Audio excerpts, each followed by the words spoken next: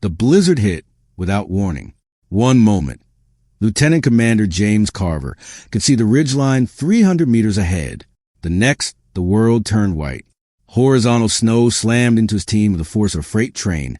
Visibility collapsing to 50 meters, then 30, then nothing at all. That was when the first RPG screamed out of the void. It detonated against a boulder 6 feet to Carver's left. The explosion threw him sideways, slamming him into frozen ground hard enough to crack 2 ribs he wouldn't discover until medical examination 72 hours later. His ears rang. Snow filled his mouth. Somewhere behind him, someone was screaming. Muzzle flashes erupted from 3 directions at once. Contact left. Contact front. Contact right. The radio erupted with overlapping voices. His SEALs, 7 of them, caught in a kill zone that shouldn't exist. Intel had promised a low-risk reconnaissance, a weapons cache, minimal enemy presence. The analysts had gotten it catastrophically wrong. Carver forced himself to his knees, dragging his M4A1 into position. Through the white chaos, he counted muzzle signatures. 8 weapons firing from the left, at least 6 from the front. More from the ridgeline they'd been approaching. 30-plus fighters. Maybe more. His team had walked straight into an L-shaped ambush. Break contact. Break contact now. Carver roared into his radio. Rally point echo, go. The next 90 seconds were pure chaos. His SEALs moved through the blizzard in pairs, bounding backward while laying suppressive fire into the white nothing.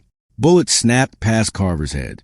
An RPG whooshed overhead and detonated somewhere in the tree line behind them. Bronson, his point man, took shrapnel to the forearm and kept firing with one hand while pressing his other against a wound that would nearly cost him his arm. They ran. They shot. They bled. And somehow, against all odds, they broke free. 23 minutes later, Carver's team reached a shallow ravine that offered minimal cover from the wind and the enemy. 7 men, all alive, 3 wounded, including Bronson, whose face had gone gray from blood loss. Carver conducted a head count. Then he conducted it again. His stomach dropped through the frozen earth. Where's Hayes? Silence. Where the hell is Hayes? His men exchanged glances through ice-crusted balaclavas. No one answered because no one knew. Sergeant First Class Rebecca Hayes, their attached Army sniper, the woman who'd said maybe 50 words in the 4 days since she joined their team, had vanished. No radio contact. No last known position. No witness account. She had been at rear security when the ambush began.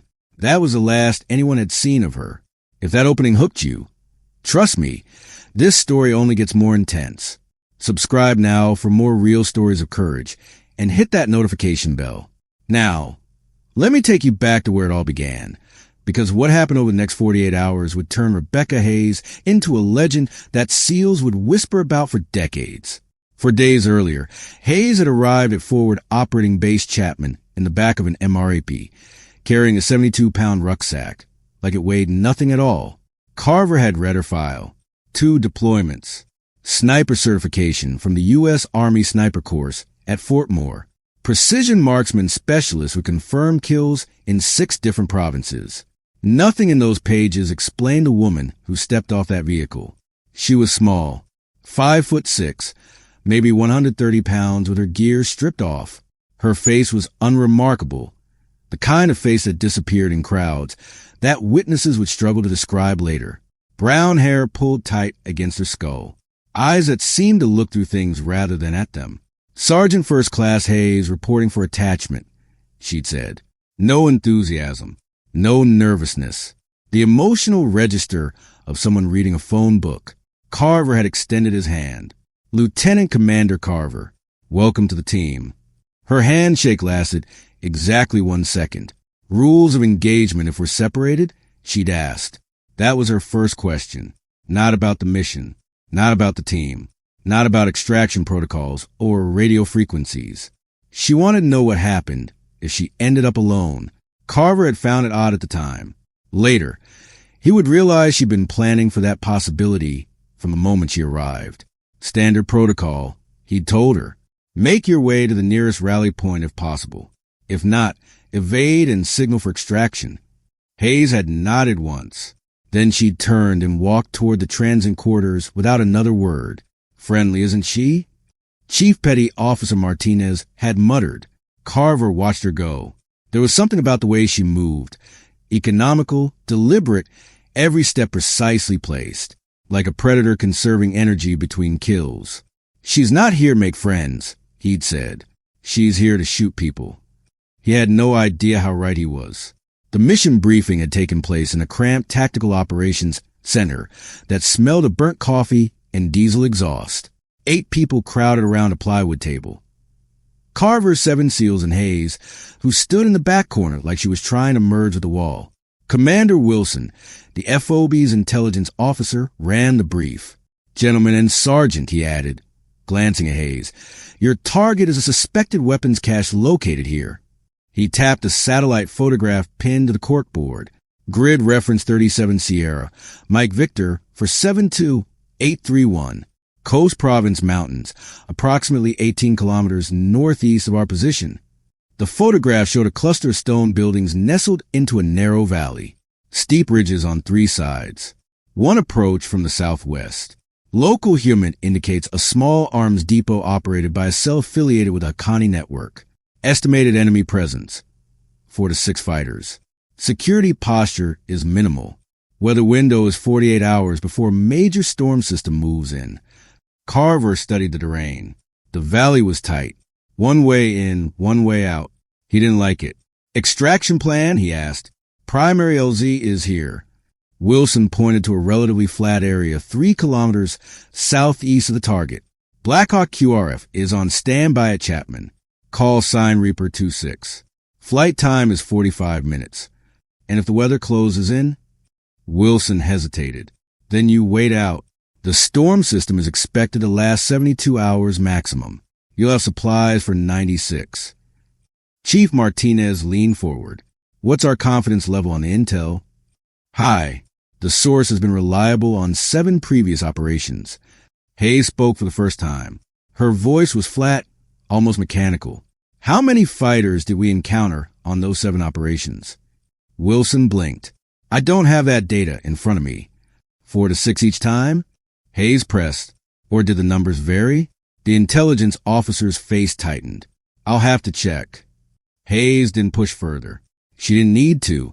The point was made. Everyone in that room understood what she was asking.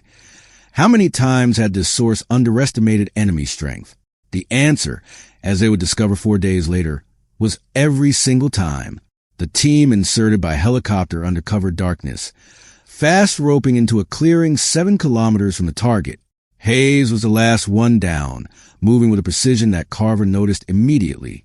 Most soldiers made small adjustments after they hit the ground, shifting their gear, checking their footing. Hayes landed like she'd already memorized the terrain. 1 step, and she was moving. They patrolled through the night, covering ground at a pace that pushed everyone's limits. The Coast Province Mountains were unforgiving terrain. Steep slopes covered in dense pine forest, broken by rocky outcroppings and frozen streams. The temperature hovered around 5 degrees Fahrenheit and falling. Hayes moved at the rear of the formation, exactly 10 meters behind the last man, her suppressed state route 25 cradled in her arms. She never spoke. Never complained about the pace or the cold, never interacted with anyone unless operational necessity demanded it. By dawn, they'd reached their first observation point, a rocky outcrop overlooking the approach to the valley. Carver called a halt. For hours rest, he ordered. Then we moved to the OP overlooking the target. The team settled into defensive positions. MREs were opened in silence. Bronson took first watch while the others tried to grab what sleep they could. Hayes didn't sleep. Carver noticed her sitting motionless against a boulder, her rifle across her knees, staring into the middle distance. Her eyes moved constantly, tracking the tree-line, the ridge above them, the approach route they'd used, watching for threats that might not exist. You should rest, Carver told her quietly. Long day tomorrow. Hayes's eyes didn't stop moving. I'm fine. That wasn't a suggestion, Sergeant. She turned to look at him then, and Carver felt something shift in his perception. Her eyes were brown, ordinary enough, but there was an absence behind them that he couldn't quite name, like looking at a photograph of a person rather than the person themselves. With respect, Commander, she said, I know my limits better than you do. I'll sleep when the mission allows. Carver held her gaze for a long moment. Then he nodded and moved away. Later, Martinez would ask him about the exchange. What's her deal? Carver shook his head. I don't know, but I've seen that look before. In guys who've been doing this too long. Guys who've forgotten how to be anything else. You think she's burned out? No. Carver watched Hayes from across the patrol base. I think she's exactly what she needs to be. I just hope we never find out what that actually means. The following day, they moved to their final observation point, a concealed position overlooking the target compound from 800 meters. Through his spotting scope, Carver counted the buildings. 5 structures, just like the satellite photographs showed. Stone walls, wooden roofs, minimal defensive improvements. But something was wrong. The compound was quiet. Too quiet. I'm not seeing any movement, Martinez reported, his eye pressed to his scope. No security patrols. No sentries. Nothing. Carver scanned the buildings again. The windows were dark. No smoke rose from the chimneys despite the cold. No vehicles in the makeshift motor pool. Could be abandoned, Bronson suggested. Could be a trap, Hayes said from her position 15 meters to their left. Everyone turned to look at her. It was the first tactical observation she'd offered since they'd left the FOB. Explain, Carver ordered. Hayes adjusted her Schmidt and bendoscope, scanning the ridgelines above the compound. The source said 4 to 6 fighters. No one abandons a weapons cache with that kind of security. Either the intel was wrong about the threat level, or it was wrong about the location. She paused. Or it was wrong about both, and we're being watched right now. Carver felt ice form in his stomach that had nothing to do with the temperature. He'd been thinking the same thing. Hearing it from someone else made it worse.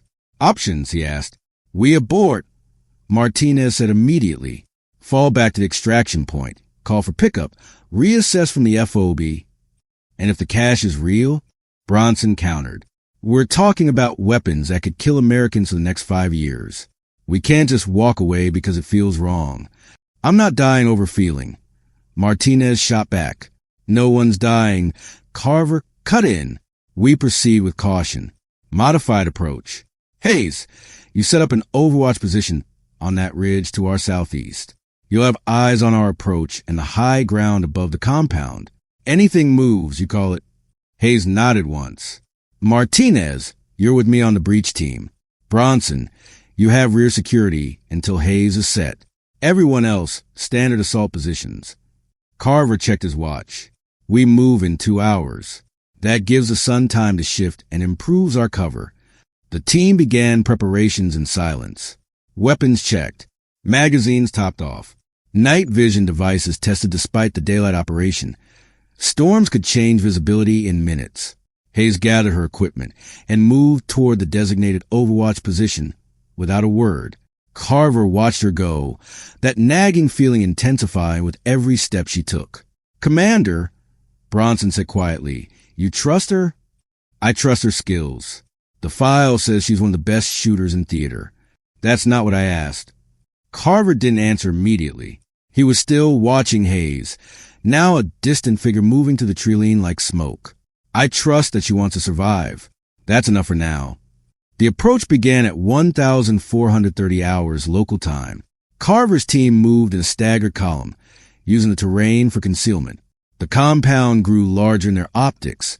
Stone walls taking shape, doorways becoming visible, windows resolving into dark rectangles that could hide anything.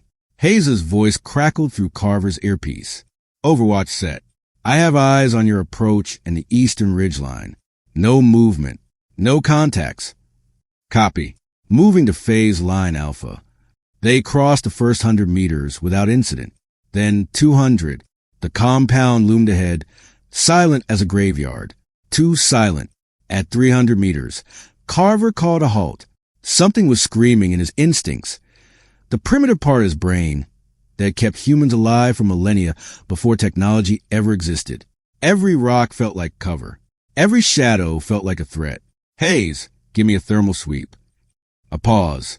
Then, negative on thermal. I'm picking up ambient heat from the buildings, but no personnel signatures. Could be thick walls masking them. Or could be no one there. Carver thought. Or could be they know we have thermal and they're prepared. He made a decision that would haunt him for years. Continue approach. Stay sharp. They move again. 250 meters. 200. 150. The first shot came from the ridge above the compound. It wasn't aimed at Carver's team. It was aimed at Hayes.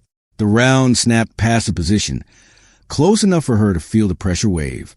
She dropped flat, rolling behind a boulder as 3 more shots tore up the snow where she'd been lying. Contact. Sniper on the northern ridge. Hayes' voice was calm, almost bored. They made me. Engaging. Through his scope, Carver saw muzzle flashes erupt from positions he hadn't spotted. 7, 8, 9 firing points ringing the compound. His team was still in the open at 150 meters, caught in a kill zone that had been planned days in advance. It's a trap, he shouted. Break left. Break left. They ran. Behind them, the compound's doors burst open and fighters poured out. 10, 15, 20 of them, all armed, all screaming in Pashto as they opened fire. RPGs whooshed through the air. Machine guns hammered from fixed positions. The world became a cacophony of violence. And then the storm hit. It came down like a curtain. One moment visibility was 300 meters. The next it was 30. The snow wasn't falling so much as attacking. Horizontal sheets of white that turned the battlefield into a frozen hell. The enemy kept firing. They knew the terrain. They'd prepared for this. Carver's team had not. The break contact was controlled chaos. Carver SEALs were among the best trained soldiers on Earth, and they fought like it, covering each other, moving in bounds, laying down suppressive fire even when they couldn't see their targets. But they were outgunned and outpositioned, fighting through terrain the enemy knew intimately, while the worst blizzard in a decade turned the world into a screaming white void. Bronson took shrapnel at the 40-second mark. A fragmentation grenade landed 3 meters from his position, and only his instinctive dive saved him from catching the blast full on. Instead, the shrapnel carved through his right forearm, severing tendons and nicking the brachial artery. He kept fighting. Blood streamed down his arm, freezing almost instantly against the sleeve, but he kept firing his M4 with his left hand while Martinez slapped the pressure bandage on the wound. "We have to move." Martinez screamed over the gunfire. "He's going to bleed out." "Working on it." Carver shouted back. He keyed his radio. "Hayes, what's your status?" "Static." "Hayes, respond." Nothing. The storm was eating their comms, reducing range to a few hundred meters at best. Hayes' Overwatch position was at least 600 meters away. She might as well have been on the moon. "She's gone," Bronson said through gritted teeth. His face was gray now, lips tinged blue. Saw her position get hit before the storm closed in. "She's gone." Carver's jaw tightened. He couldn't think about that now. Couldn't let himself imagine Hayes lying dead in the snow while enemies closing on her body. He had 7 men to save, 6 now, if you didn't count himself. "Rally Point Echo," he ordered. "Move." They ran. The ravine they reached 23 minutes later offered minimal cover, but better concealment. The blizzard had intensified to the point where Carver couldn't see his hand at arm's length. Wind chill pushed the effective temperature to negative 20 degrees Fahrenheit. His exposed skin burned with the onset of frostbite. But they were alive. For now, Carver conducted his head count, then conducted it again, then a third time, refusing to accept what the numbers told him. "Where's Hayes?" No answer. Bronson was deteriorating fast. The pressure bandage had slowed the bleeding, but hadn't stopped it. He needed a surgeon. Needed one 12 hours ago, really. But a storm had grounded every helicopter in theater. Medevac was impossible. Extraction was impossible. "Commander," Martinez said quietly, pulling Carver aside. "We can't stay here. Bronson's got maybe 12 hours before he loses that arm. Maybe less before shock sets in. I know. And Hayes, I know." Carver's voice came out harsher than intended. "I know she's out there. I know we can't help her. I know we have to move anyway. He looked at the swirling white chaos surrounding them. God help me, I know all of it. The decision toward something deep inside him, the part of him that had sworn never to leave a teammate behind. But Hayes wasn't officially a teammate. She was an attachment, an Army sniper on inter-service loan. And right now, his actual team was bleeding out in a frozen ravine while an unknown number of enemies hunted them through a blizzard. We moved toward the primary LZ. Carver said finally, 3 kilometers southeast. It's our best chance for extraction once the storm breaks. What about Hayes? If she's alive, she's evading. If she's not, Carver couldn't finish the sentence.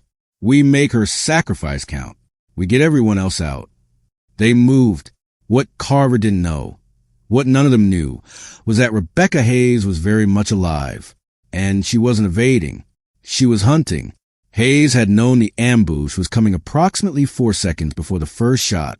Call it instinct, pattern recognition, or the culmination of 6 years learning to read terrain like other people read books. Something about the ridgeline above the compound had looked wrong. Shadows that didn't match the rock formations, snow that had been disturbed too recently. When the first round snapped past her head, she was already moving. The sniper who targeted her was good, for shots in under 3 seconds, all within a meter of her body. But Hayes had grown up hunting deer in the Appalachian Mountains of West Virginia, where a single misplaced footfall could send your prey running for miles. She knew how to move without being seen. She knew how to disappear. The boulder she'd taken cover behind offered 90 seconds protection at most. Enough time for the enemy sniper to reposition. Enough time for ground forces to flank her position. Staying meant death. Running toward the team meant leading the enemy directly to them. Hayes made a 3-second decision that changed everything. She turned away from her team and moved deeper into the storm. The blizzard swallowed her whole. Within 30 meters, Hayes lost visual contact with the ridgeline where the enemy sniper had positioned. Within 50, she lost sight of the compound entirely. The world contracted to a bubble of swirling white approximately 5 meters in diameter. Her entire universe reduced to what she could see, hear, and touch. It was exactly what she needed. Hayes moved in a crouch. Her state route 25 pressed tight against her body to prevent the scope from icing over. Her ghillie suit was modified for mountain warfare. White outer layer over the traditional vegetation weave. Hand sewn in her quarters at Fort Moore over 3 weeks of painstaking work. In the storm, she was nearly invisible. The enemy was not. She heard them before she saw them. Voices shouting in Pashto, boots crunching through snow, the distinctive metallic clatter of AK-47s being readied. For men, moving in a loose diamond formation, tracking toward the position where she'd been second to go. Hayes froze. Let them pass. Let them waste their time searching empty snow while she repositioned. But as she watched them move, she noticed something that made her blood run cold. They weren't tracking her. They were moving southeast, toward the ravine, toward Carver's team. This wasn't a search party. This was a flanking element. Hayes counted in her head. She'd seen at least 20 fighters emerge from the compound. The sniper on the ridge made 21. These 4 made 25. Intel had said 4 to 6. The source had been wrong by a factor of 5. In that moment, crouched in the snow with enemy fighters passing 15 meters from her position, Rebecca Hayes understood exactly what was happening. This wasn't an ambush. It was an encirclement. The enemy had known they were coming. They prepared the compound as bait, positioned forces on all surrounding ridgelines, and waited for the blizzard to trap their prey. Carver's team was running into a kill zone they couldn't see. Hayes had 2 options. Option 1, break contact, evade east toward the Pakistani border, signal for extraction once the storm cleared, and pray that her team survived long enough for rescue. Survival rate, approximately 60%. Team survival rate, less than 20. Option 2, stay. Fight. Kill every single person standing between Carver's men and the extraction point. Survival rate, less than 5%. 7 lives against 1. The math was simple. Hayes raised her rifle. Her first shot dropped the rear man in the flanking element at 340 meters. The suppressed state route 25 coughing once. the 7.62 round punching through his skull before the sound reached his companions. He fell silently, disappearing into the snow like he'd never existed. The other three didn't notice. The storm masked the sound, scattered the muzzle flash, made death invisible. Hayes repositioned. 15 meters to the left, 20 seconds of movement. Find new cover. Her second shot took the team leader in the throat at 290 meters. He grabbed his neck, made a gurgling sound that the wind swallowed and collapsed. 2 remaining. They stopped, looking around in confusion. Where was their commander? Where was their tail gunner? Hayes let them panic for 30 seconds. Let the fear build. Then she fired twice more, 1 round per target, 100% accuracy, 0 warning. For bodies in the snow. For men who would never reach Carver's team. It wasn't enough. Over the next 6 hours, Hayes moved through the blizzard like a ghost. She counted enemy positions by their muzzle flashes. 8 distinct groups, for fighters each, coordinating through radio communications that she could occasionally hear crackling through the storm. 32 fighters minimum, against her 7 teammates and 87 rounds. The numbers didn't work, not in any conventional sense. A single sniper couldn't neutralize 32 enemies in open terrain, not even in a blizzard. The moment they identified her position, they converged from all directions. She'd be dead in minutes. So Hayes didn't play conventionally. She fired once from position Alpha, dropping a machine gunner at 410 meters. Then she relocated 200 meters northwest to position Bravo, where she waited 45 minutes before firing again, this time taking out a radio operator at 260 meters. Then she moved again, and again, and again. Each shot came from a different direction. Each kill seemed impossible. Ranges that varied from 200 to 500 meters, angles that made no tactical sense, timing that defied prediction. The enemy couldn't determine if they were facing 1 sniper or 10. By midnight of the first day, she had fired 18 rounds and killed 6 men. By dawn, the enemy's radio chatter had changed. They weren't hunting anymore. They were defending. The word first appeared in intercepted communications around 0400 hours. Gene. Ghost. Demon. Hayes heard it through a radio she'd taken from one of her kills, pressing the frozen handset against her ear while lying motionless in a snowdrift.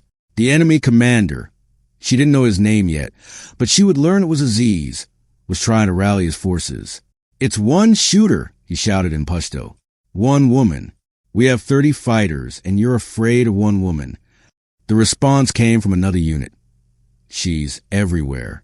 Hassan's team, all 4 dead. No one heard anything. No one saw anything. It's not natural. There's nothing supernatural about a rifle. Find her. Kill her. We've tried. She vanishes before we can close. Hayes allowed herself a thin smile.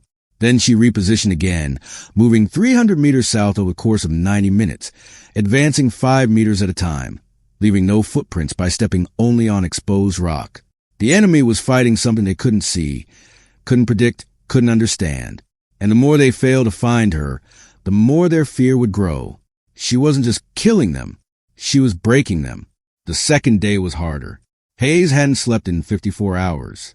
She hadn't eaten anything except 2 protein bars cached in her ruck. She hadn't drunk anything except mouthfuls of snow that dropped her core temperature a little more each time. The cold was becoming a problem. Her fingers had lost feeling around midnight. Her toes followed 3 hours later. The first signs of frostbite appeared on her cheeks, white patches that wouldn't pink up when she pressed them. Her body was cannibalizing itself, burning fat, and then muscle to maintain core temperature. None of that mattered. The mission wasn't finished. Through the stolen radio, Hayes tracked Carver's progress. They were moving southeast toward the primary LZ, exactly as protocol dictated. But they were slow. Bronson's injury was draining their pace, forcing them to rest every few hundred meters. At their current rate, they wouldn't reach the extraction point for another 18 hours. The enemy was repositioning to intercept them. Hayes counted 8 fighters moving on a course that would intersect Carver's team within 3 hours. She counted another 6 holding position on the high ground above the LZ. And she counted Commander Aziz himself, coordinating the pursuit from a stone shepherd's hut approximately 800 meters northwest of her current position. That hut had a long-range radio antenna. The only way Aziz was communicating with all his forces through the storm. Hayes began to move. The approach took 4 hours.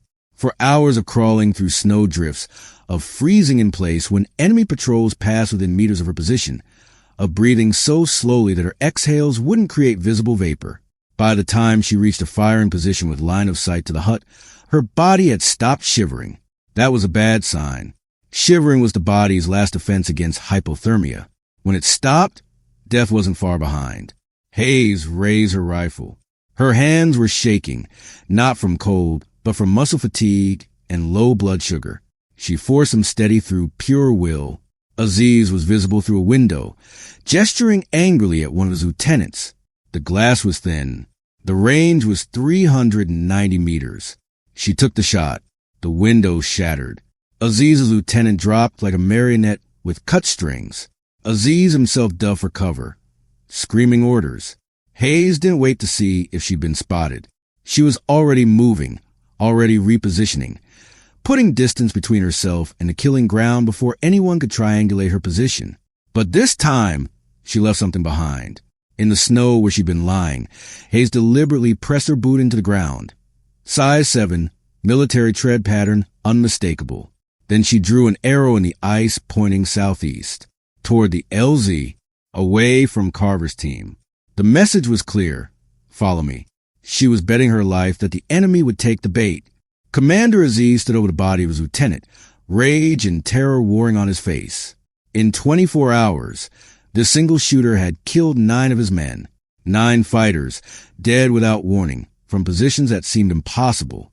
The shots came from north, south, east, west, never the same direction twice. The ranges varied from 200 to 500 meters. It was as if she could teleport. A boot print. One of his scouts approached, holding a photograph from his phone. Size 7, a woman's boot, an arrow pointing southeast. Aziz stared at the image. His hands were shaking. She wants us to follow her, the scout said. It's a trap. Everything is a trap. Aziz exploded. This whole mountain is a trap. She's one person. How is one person doing this? No one had an answer. The truth was something Aziz would never understand because he'd never trained the way Hayes had trained. He thought in terms of force, numbers, positions. She thought in terms of psychology, perception, fear. Her shots didn't come from impossible positions. They came from 20 different positions over 36 hours, positions she reached through constant, patient, invisible movement. Each firing point was used once and abandoned. Each kill was followed by a 200-meter relocation. She wasn't teleporting. She was simply never where they expected her to be. And the arrow wasn't a trap. It was an invitation. She was leading them away from her team, one body at a time. Lieutenant Commander Carver was beginning to understand. For 36 hours, his team had moved through the blizzard toward the extraction point, expecting at any moment to run into the enemy force that had ambushed them. They'd heard gunfire in the distance, sporadic shots, single rounds, never sustained combat. They'd found bodies in the snow, enemy fighters killed by precise hits, their weapons and radios stripped. And they'd found the arrows. The first one appeared near a cluster of 3 dead fighters, scratched into a frozen rock face. An arrow pointing southeast, accompanied by a number, 3K, 3 kilometers to the LZ. The second appeared 2 kilometers later, near another body.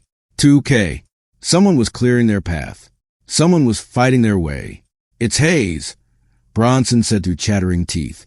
His face was the color of old ash, and he could no longer feel his wounded arm. Has to be. She's out there, hunting them for us. Carver didn't want to believe it. The alternative, that their sniper was dead or captured, that some unknown ally was guiding them to safety, seemed impossible but somehow easier to accept.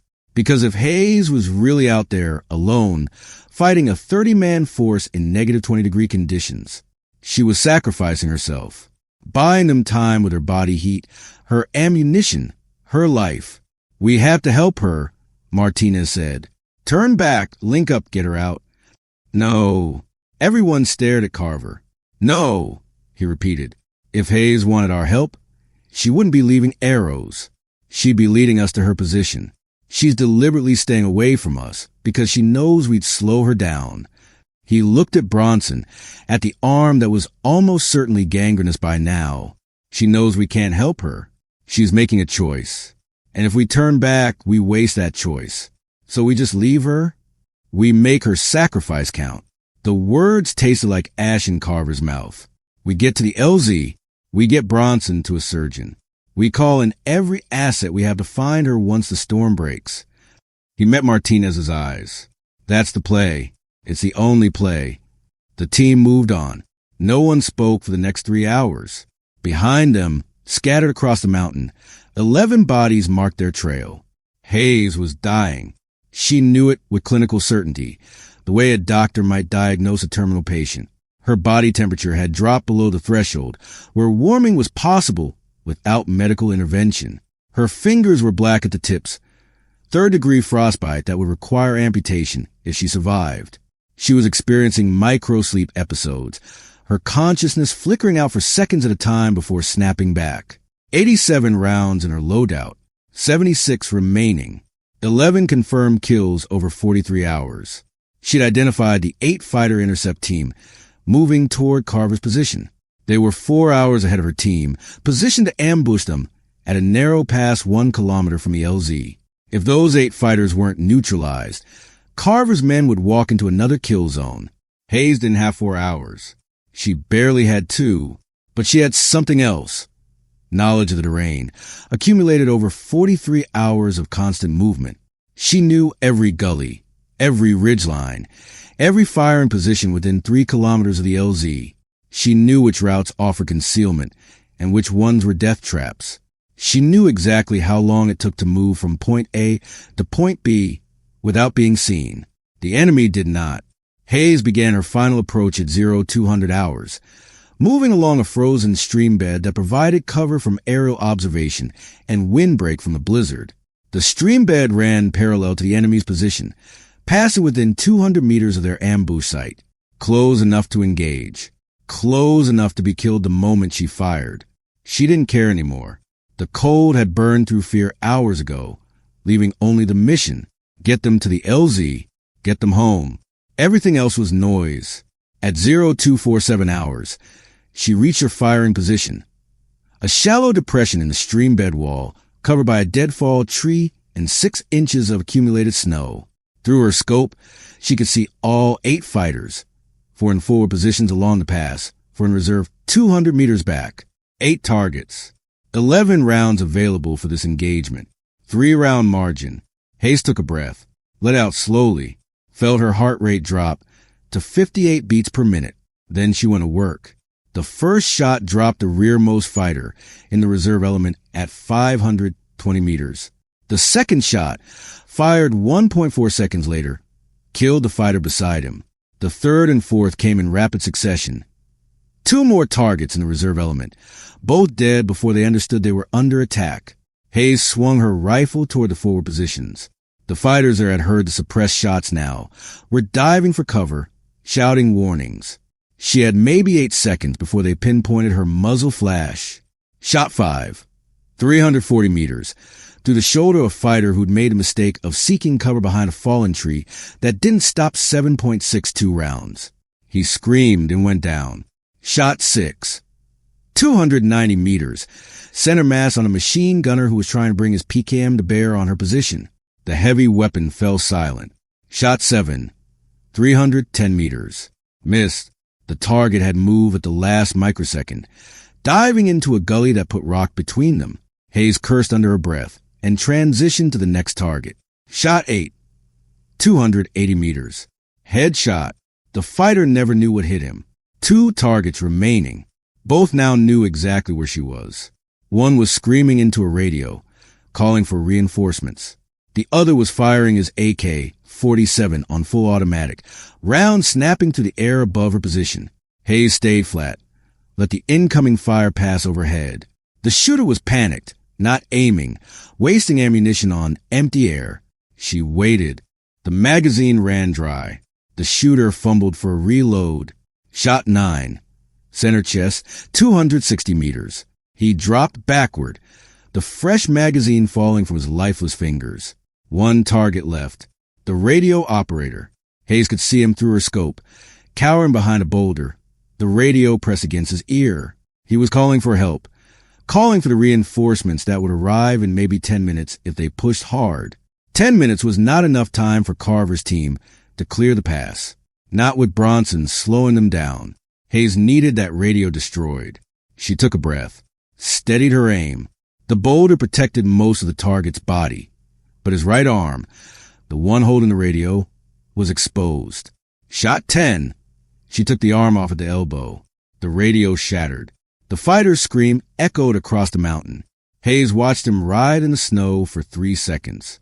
Then she fired shot 11, ending his suffering. Silence fell across the pass.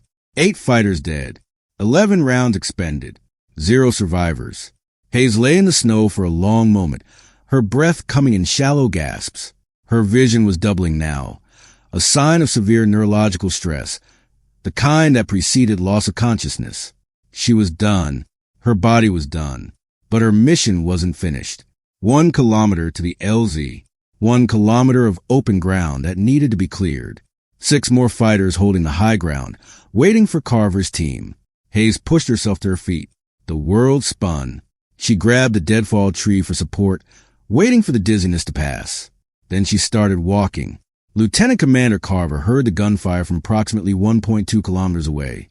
Rapid, precise shots, followed by automatic fire, followed by more precise shots. Then silence. That was fast, Martinez murmured. Whatever that was, it ended quick. They found the bodies 20 minutes later.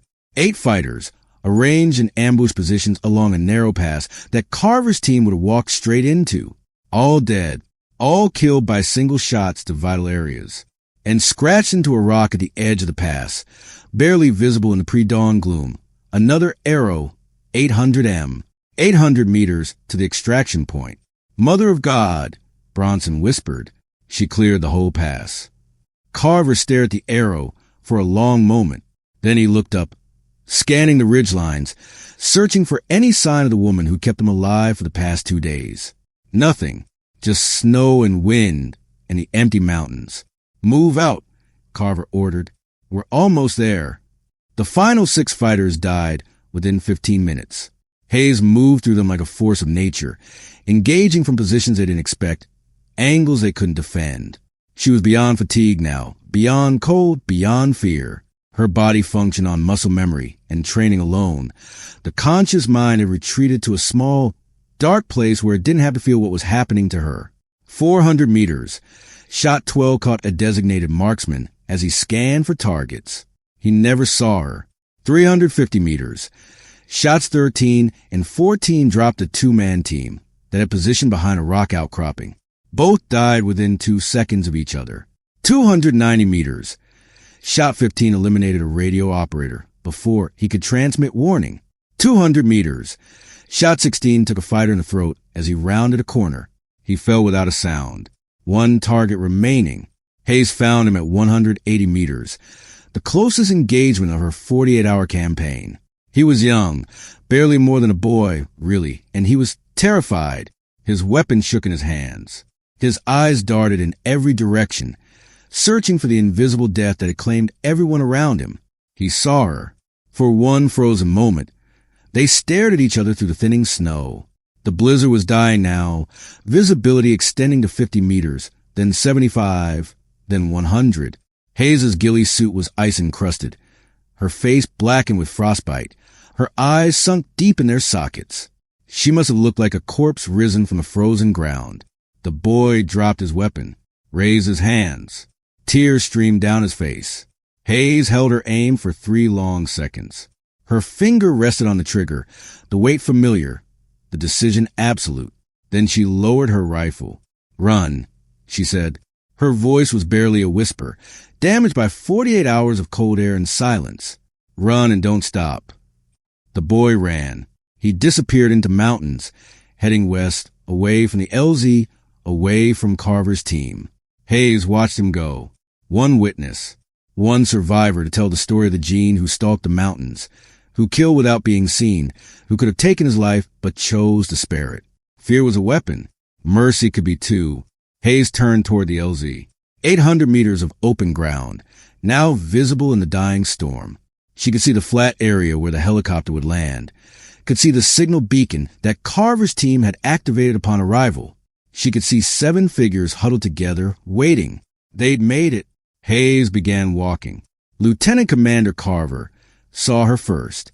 She emerged from the tree line like a ghost becoming solid, a figure encrusted with ice, moving with the slow deliberation of someone forcing their body to perform functions it no longer wanted to perform. She carried her State Route 25 in one hand, the muzzle dragging through the snow, leaving a furrow behind her. Contact, 12 o'clock. Martinez shouted, bringing his weapon up. Hold fire. Carver was already moving, running toward her. It's Hayes! It's Hayes! She stopped at the edge of the LZ, swaying slightly. Her face was unrecognizable, swollen with frostbite, caked with frozen sweat and snow. The skin blackened where ice crystals had formed beneath the surface. Her eyes were the only part of her that seemed alive, and even they were dimming. Challenge, she rasped. Give me the challenge. Carver understood. After 48 hours alone, hunted by enemies who could have captured her at any moment, she needed to confirm she was among friends. Viper, he said. Python, she responded. Then her legs gave out.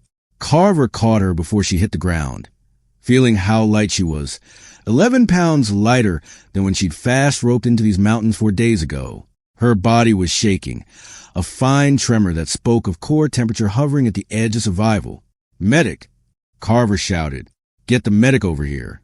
Martinez appeared at his side, already pulling warming blankets from his pack.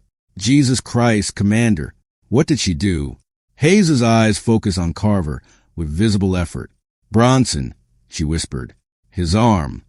He's alive. Because of you, he's alive. She nodded once, the smallest movement possible. Then her eyes drifted to the sky, where the distinctive thrum of rotor blades was growing louder. The Black Hawk, finally clear for flight, inbound to their position. Get them on the bird first. Hayes said, I'll cover extraction. You can barely stand. I can stand. She pushed herself to her knees, then to her feet, swaying but upright. The State Route 25 came up, held in hands that were black with frostbite and shaking with exhaustion. Get them on the bird. I'll cover. Carver wanted to argue, wanted to force her onto a stretcher, to carry her to safety, whether she liked it or not. But he looked into those dimming eyes and saw something that stopped the words in his throat. She needed this, needed to finish the mission on her feet, rifle in hand, watching over the people she'd nearly died to save. All right, he said quietly. Cover us in. The helicopter touched down at 0623 hours. Carver supervised the loading. Bronson first, barely conscious, his arm wrapped in bloody bandages. Then the walking wounded. Then the rest of the team. Hayes stayed at the perimeter, scanning the tree line, the ridges, the mountains that had nearly killed them all. Sergeant, Carver called from the helicopter door. Time to go. Hayes lowered her rifle, turned toward the aircraft, took one step, then another. Then she was at the door, and hands were pulling her inside, and the engine roared as the pilot lifted off. The flight to FOB Chapman took 45 minutes. Hayes sat against the bulkhead, wrapped in thermal blankets, refusing the foot that the flight medic kept trying to insert. Her eyes never closed. Her hands never released the rifle. They landed at 0708 hours. Medical personnel swarmed the aircraft, loading Bronson onto a gurney and rushing to surgery. The other wounded were triaged and moved to the field hospital. Hayes walked off the helicopter under her own power. Sergeant, you need medical attention. The flight medic was following her, practically jogging to keep up with her slow, deliberate stride. Your core temp is below 94 degrees. You have frostbite on your extremities. I need to turn in my weapon, Hayes said. She walked to the armory, signed the State Route 25 back into inventory, checked her magazine count, 11 rounds expended, 76 remaining, noted the discrepancy on the log. Then she walked to the TOC and found the duty officer. Sergeant First Class Hayes reporting mission complete, she said. 7 team members extracted. Enemy force neutralized. Ready for debrief. The duty officer stared at her like she'd grown a second head. Behind him, news had already spread through the FOB. The sniper who'd vanished for 48 hours had walked in from the blizzard alone after fighting a running battle against 30-plus enemy fighters. Sergeant, you need to go to medical after debrief. Hayes. Commander Wilson had appeared, his face drawn with exhaustion and something that might have been awe. The debrief can wait. You need treatment now. With respect, sir, I've been operating solo for 2 days. A few more hours won't make a difference. Wilson looked at her, at the frostbite, at the 1,000-yard stare, at the hands that still hadn't stopped shaking, and made a command decision. Debrief in 6 hours. You will report to medical immediately. That's an order. Hayes held his gaze for a long moment. Then she nodded once and turned toward the field hospital. The doctors who examined her would later write a report that read like a catalog of ways the human body could be destroyed. 2nd-degree frostbite on both feet and 3 fingers, requiring surgical intervention. Severe dehydration with creatinine elevation indicating kidney stress. Rhabdomyolysis from muscle tissue breakdown. Core temperature of 93.8 degrees. Another few hours would have induced cardiac arrest. She'd lost 11 pounds in 48 hours. Her brain showed evidence of micro-sleep episodes and early-stage hypothermia-induced cognitive degradation. By every medical metric, Rebecca Hayes should have been dead. Instead, she was sitting up in her hospital bed 6 hours later, asking when she could return to duty. The debrief lasted 4 hours. Hayes recounted her actions in flat, clinical detail. The initial ambush, her decision to separate, the 48-hour running engagement. She described her firing positions, her movement routes, her target selection criteria. She explained the psychological warfare tactics, the arrows, the boot print, the radio operator she'd shot in the arm instead of killing cleanly. I didn't fight them, she said at one point. I made them fight themselves. Commander Wilson leaned forward, explained that. They had superior numbers, superior knowledge of terrain. If I'd engaged conventionally, they would have overwhelmed me in hours. Hayes's voice was steady, almost mechanical. So I didn't engage conventionally. I made myself impossible to predict. Shots from 20 different positions, ranges that varied by hundreds of meters, timing that followed no pattern. By the 2nd day, they were so focused on finding me that they forgot about hunting my team. The arrows, Wilson said, you were leading them away from Carver's position. Yes, sir. Each arrow pointed toward the LZ, but it also pointed away from wherever my team was at that moment. They thought I was trying to escape. They followed the arrows instead of tracking the actual targets. And the boot print, the one you deliberately left in the snow? For the first time, something like emotion flickered across Hayes' face. They were calling me Gene, Ghost. I wanted to remind them that I was human, that I was one person, that everything they were experiencing, the fear, the confusion, the bodies appearing without warning, all of that was coming from a single woman with a rifle. She paused. Fear is a force multiplier. I multiplied it. Wilson sat back in his chair. He'd been in military intelligence for 23 years. He'd read thousands of after-action reports, studied hundreds of engagements. He'd never seen anything like this. 87 rounds, he said finally. 11 confirmed kills. 32-man enemy force completely combat ineffective within 48 hours. And you did it alone in a blizzard without support or resupply. Yes, sir. How? Hayes met his eyes. For a moment, the clinical detachment slipped and Wilson saw something beneath it, something vast and dark and utterly alone. Because I had to, she said simply. Because 7 men were going to die if I didn't. Because I'm the only one who could. She looked away. Because that's what I do. The room was silent for a long moment. You know, Wilson said quietly, they're going to want to give you a medal for this. Silver Star at minimum. Maybe the Medal of Honor. Hayes' expression didn't change. I didn't do it for medals, sir. I know. That's why you deserve one. Lieutenant Commander Carver found Hayes 3 days later, in the transient quarters where she was waiting for transport back to her parent unit.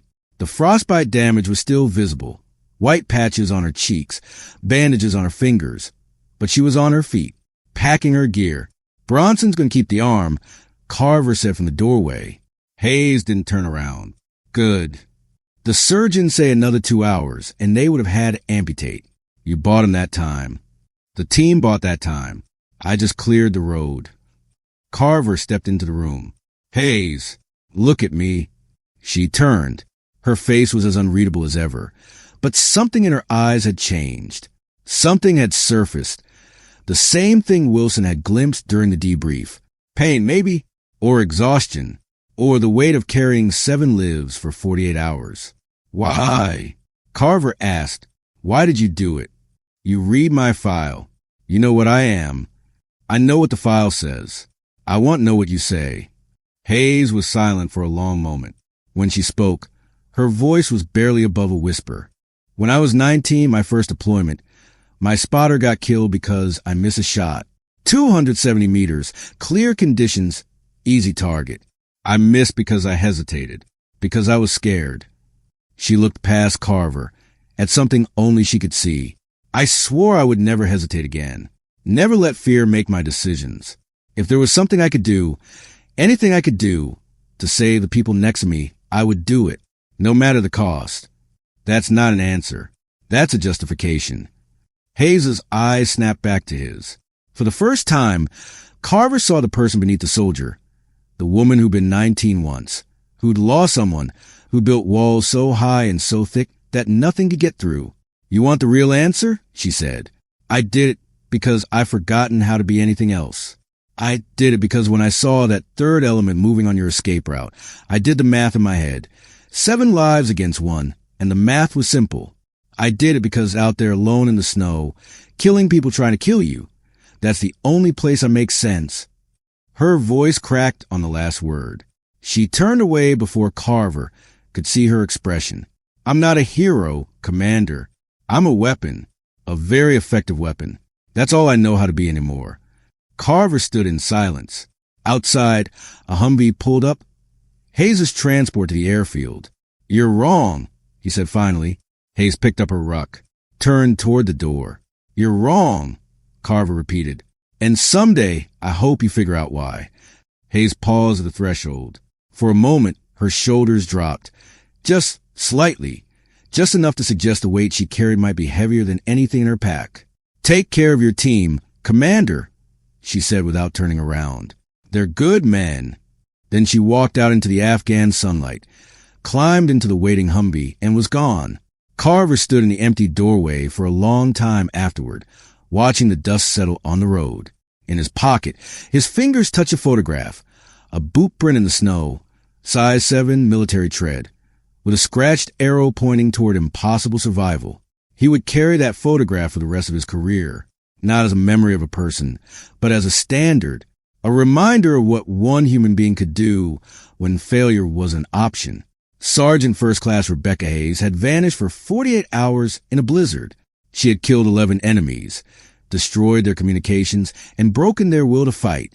She had cleared a 3-kilometer corridor to extraction through sheer force of precision and terror. She had saved 7 lives at the cost of her own humanity. And when asked how she'd done it, she'd answered in 7 words that Carver would never forget. "I didn't fight them. I made them fight themselves." The SEAL team returned to active duty 3 weeks later. Bronson's arm healed. Martinez made chief. The others went on to new assignments, new missions, new wars. None of them ever saw Rebecca Hayes again. But every one of them told her story. To new teammates, to training classes, to anyone who would listen. The legend grew. The details shifted. The woman at the center became something larger than life. A ghost story whispered in FOBs and firebase across 3 continents. The sniper who vanished for 48 hours. The gene who made an army fight itself. The weapon who chose to be human, just long enough to spare a terrified boy's life. In the Coast Province Mountains, where the blizzard had raged and the body still lay buried beneath the spring thaw, a single arrow remained scratched into a frozen rock face. Wind and weather would erase it eventually, might already have, for all anyone knew.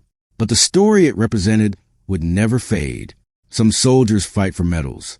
Some fight for glory. Rebecca Hayes fought because 7 lives weighed more than one. And in the arithmetic of war, that equation made her immortal.